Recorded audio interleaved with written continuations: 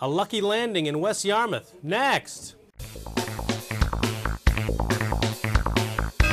CapeCast. Howdy, folks. I'm Eric Williams, and welcome to CapeCast, the official webcast of the Cape Cod Times for November 15th. Let's take a look at news. Two men walked away from a plane crash along Willow Street in West Yarmouth yesterday afternoon. The single-engine plane apparently lost power as it approached Barnstable Municipal Airport and touched down just off the heavily traveled road, narrowly missing midday traffic, which included Cape Cod Times editor-in-chief Paul Pronovo.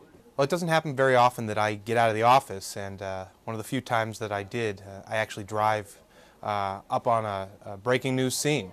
I was probably 30 seconds behind the plane landing just on the edge of Willow Street. So I got out of my car, I looked down the road, and sure enough there was an airplane off the road, so I pulled over and found out what I could.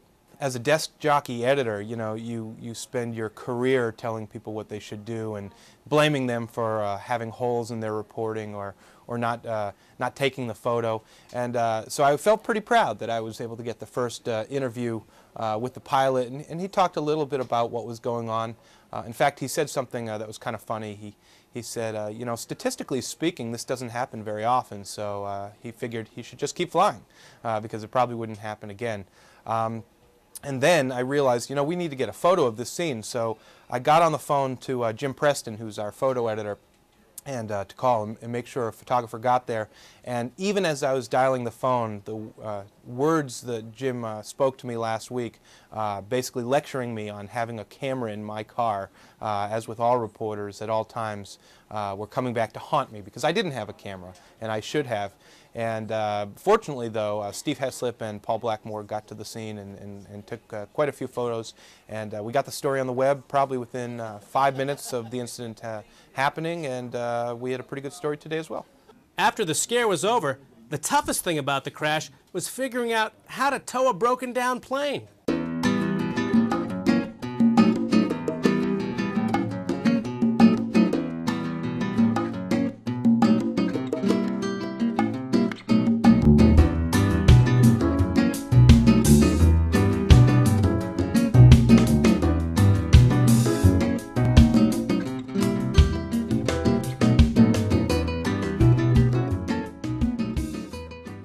In the big fat check department, Edgartown tour bus driver Sandra Grant won't be worrying about tips anymore.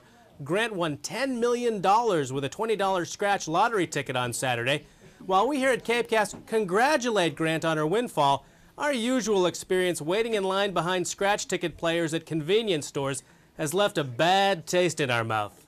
Yeah, could I have 5 wicked suckers, 4 fat chances, 3 exploit the masses, 2 poor houses, and 6 of those shoulda bought foods. Okay, let's find some more winners in the world of sports. The juggernaut known as the Barnstable High School girls volleyball team rolls on. The Red Raiders advanced to the state finals with a 3-0 win over Andover last night. Barnstable will play for all the marbles Saturday at 6 p.m. against Milford at Hudson High School. Okay, let's check the all-important Cape and Islands weather forecast, and here's our little weather extra called The Last Tomato. Well, as far as I can tell, this is the last tomato of the season. It's mid-November. Sure ain't as sweet as August. Tastes like Ichabod Crane and old leaves.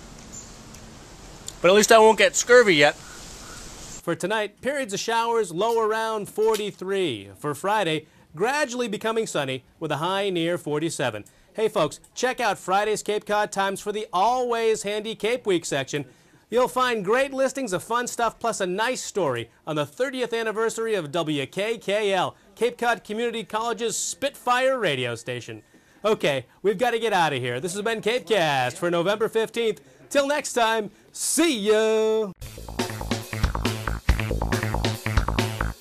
CapeCast.